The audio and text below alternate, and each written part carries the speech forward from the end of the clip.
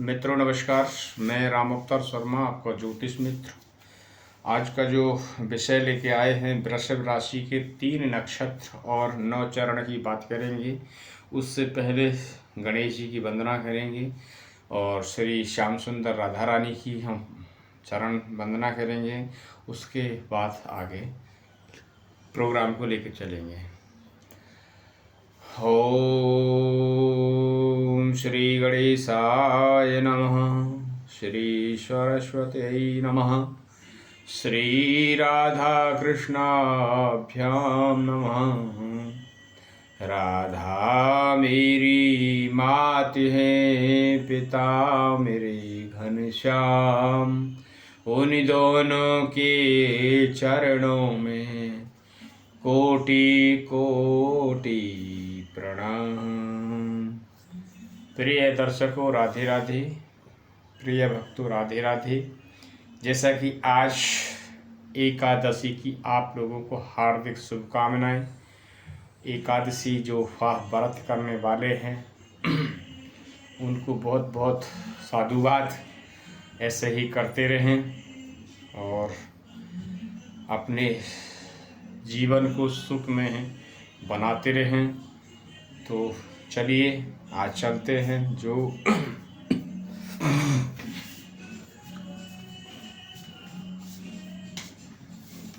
हमने जो है वृषभ राशि और उनके 3 चरण, 3 नक्षत्र और 9 चरण के फल जानेंगे आज हैं।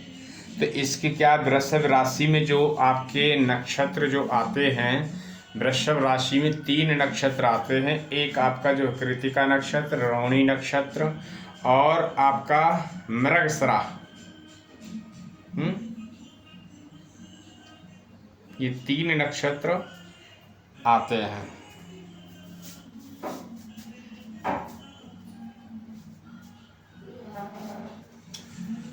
तो जानेंगे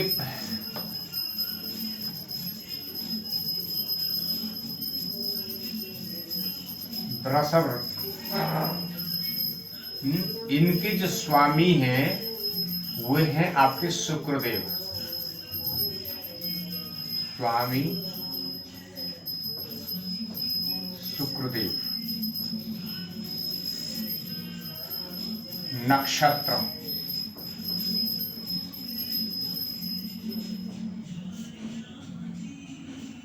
तो पहला जो है इनका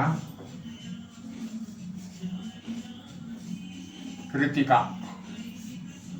कृतिका के जो है, जैसा कि कल हमने बताया था, मेष राशि में कृतिका का पहला जो चरण है वे मेष राशि में चला गया। आज कृतिका के 3 जो नक्षत्र हैं वो यहाँ पे आएंगे।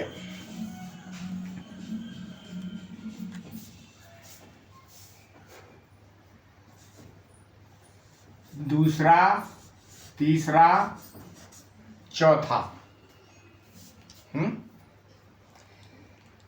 तो जैसे चौथा आपका कृतिका का जो चरण है,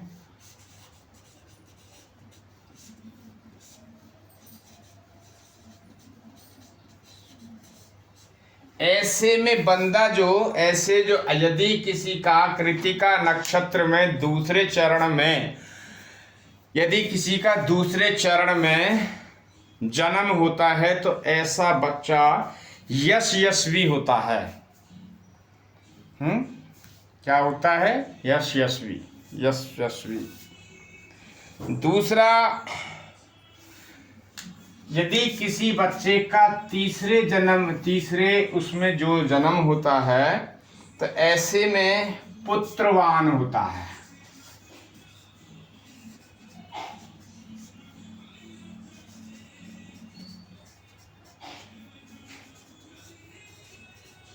क्या होता है? पुत्रवान। पुत्रवान मीन्स माता पिता की सेवा करने वाला, आज्ञाकारी, ऐसे जातक को पुत्रवान कहेंगे। जो माता पिता की आज्ञा करता हो, बड़ों का सम्मान करता हो, छोटों का सम्मान करता हो, ऐसे जातक को पुत्रवान कहेंगे। बात करते हैं चौथे चरण की। चौथे चरण में जो होता है, ऐसा जातक ही योद्धा होता है, फुल योद्धा है, फुल योद्धा, पहलवान, पराक्रमी, योद्धा, पराक्रमी, अपने देश का नाम रोशन करने वाला, ऐसा जातक होता है। जो कृतिका के चौथे चरण में जिस बच्चे का यदि जन्म होता है तो ऐसा बच्चा योद्धा होता है। अब बात करते हैं रोहिणी नक्षत्र की।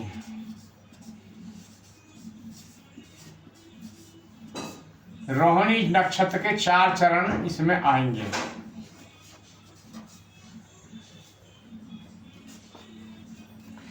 यदि रोहिणी नक्षत्र में किसी बच्चे का जन्म होता है तो ऐसे बच्चा जो है वे आपका शुभ लक्षण वाला होगा।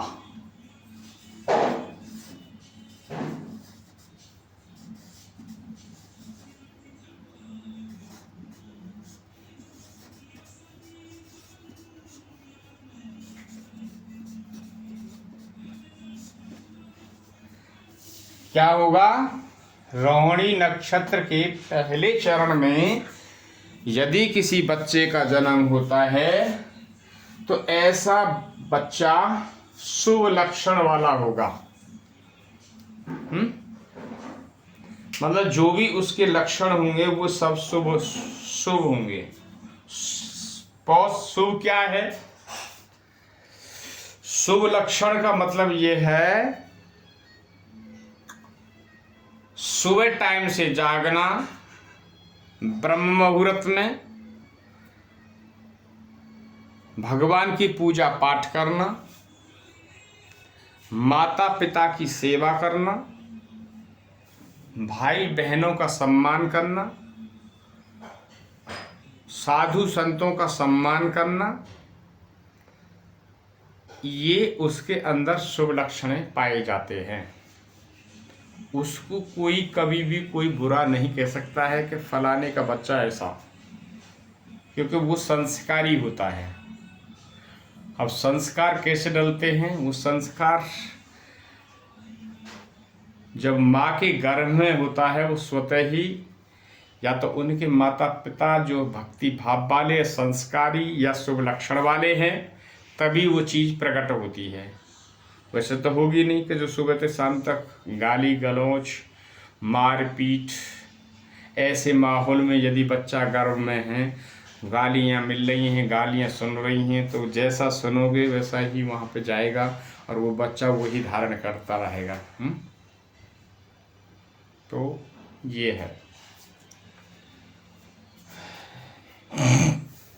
चलिए बात करते हैं आपके रोहिणी नक्षत्र के दूसरे चरण की। यदि कोई दूसरे चरण में बच्चा कोई जन्म लेता है तो वो ज्ञानी होता है। क्या होता है? ज्ञानी। ऐसा बच्चा जो रोहिणी नक्षत्र के दूसरे चरण में यदि कोई जन्म लेता है तो ऐसा जातक ज्ञानी होता है। उसके स्वतः ही ज्ञान प्रकट होता है और वे अच्छा दिशा पकड़ता है। कहीं लेक्चरर हो जाएगा या टीचर हो जाएगा या कोई अच्छा वक्ता हो जाएगा जो ज्ञान की ही बात करेगा, या कोई अच्छा भागवत पढ़ने वाले हो जाएंगे या राम कथा पढ़ने वाले हो जाएंगे। तो इस टाइप के जो है वो बच्चा ज्ञानी होगा। या कोई आपका विद्वान वैसे हो जाएंगे, या साइंटिस्ट वगैरह भी हो सकता है, क्योंकि वहाँ भी ज्ञान की ज़रूरत है। और ऐसा बच्चा कम्युनिकेशन वगैरह में भी जा सकता है। तो ये है ज्ञानी। जो ज्ञानी होगा वो ज्ञानियों की ही ज़रूरत है, अज्ञानियों की इतनी ज़रूरत नहीं है कि ज्ञानियों की ज़रूरत है। ज्ञानी जो बच्चा होता है उसको यूनिवर्सिटी या कॉलेजों से ही जॉब मिल जाती हैं, क्योंकि वो अपने आप में इतने सक्षम हैं, ज्ञानी हैं, उनको ज्ञान है, सब चीज़ों का उन्होंने पढ़ा है, अध्ययन किया है, तो वो स्वतः ही जॉब उनको मिल जाती है। बात करते हैं आपके भरणी नक्षत्र के रोहिणी नक्षत्र के तीसरे चरण की बात करते हैं। तीसरे चरण में क्या होता है? ऐसे बच्चे को जीवन भर सुख सुविधाएं प्राप्त होती हैं।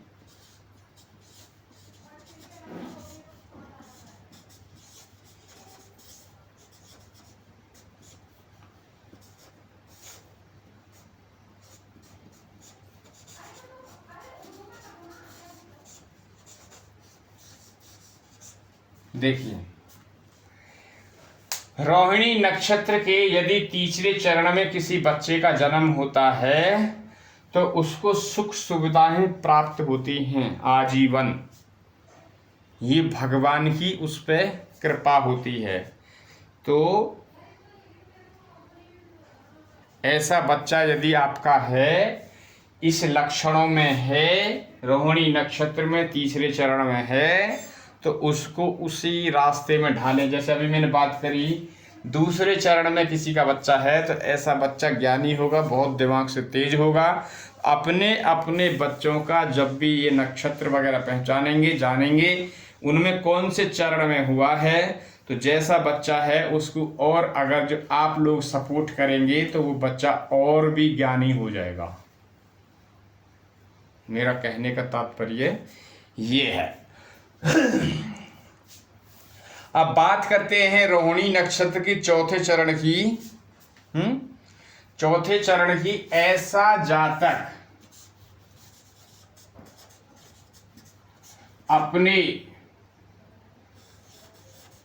अपने घर का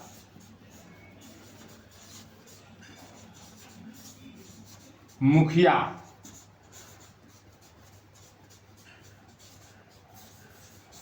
होता है। जैसे आपने देखा होगा कि आपके 4-5 भाई हैं, 6-7 भाई हैं, और उनमें एक भाई की किसी की भी चलती है, या तो छोटे की चलती है, या बीच के की चलती है, तो या बड़े की चलती है, तो उसको कहेंगे कि वो उसके भाग्य में पहले से ही वो चीज़ लिखी है जो उसको यहाँ आके तुरंत ये प्राप्त हुई है।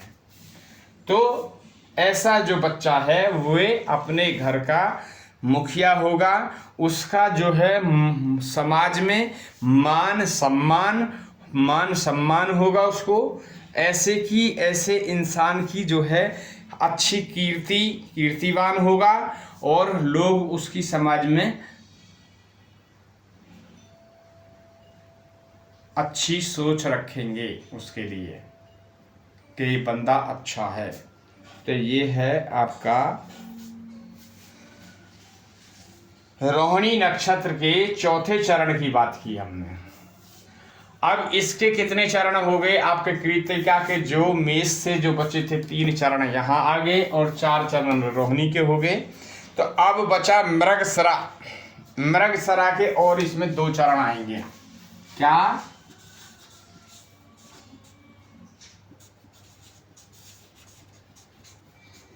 1, 2 चरण आएंगे, तो टोटल हो जाएंगे इसके 9 चरण। तो जो पहले बच्चे, ऐसा जो पहले चरण में जिस बच्चे का जन्म होगा, तो वो आपका धान्य से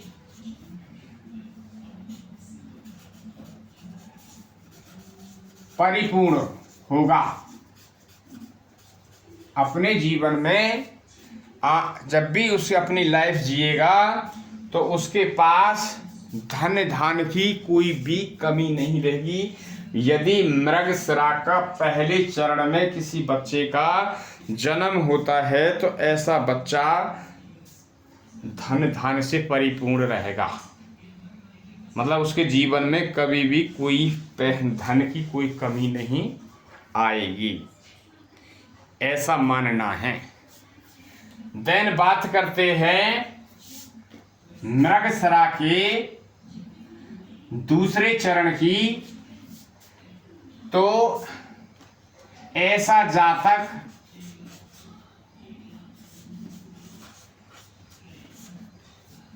स्त्री रत होगा। क्या होगा? स्त्री रत। स्त्री रत मीन्स स्त्रियों का कामी होगा, वो कामी ज्यादा होगा। यदि मृगशिरा के दूसरे चरण में किसी बच्चे का जन्म होता है तो ऐसा बच्चा स्त्रियों के प्रति ज्यादा उसका लगाव रहता है। यहाँ मुंह मार, वहाँ मुंह मार, वहाँ मुंह मार, उसको ये मुंह मारने की आदत रहती है। तो ये आज हमने वृषभ राशि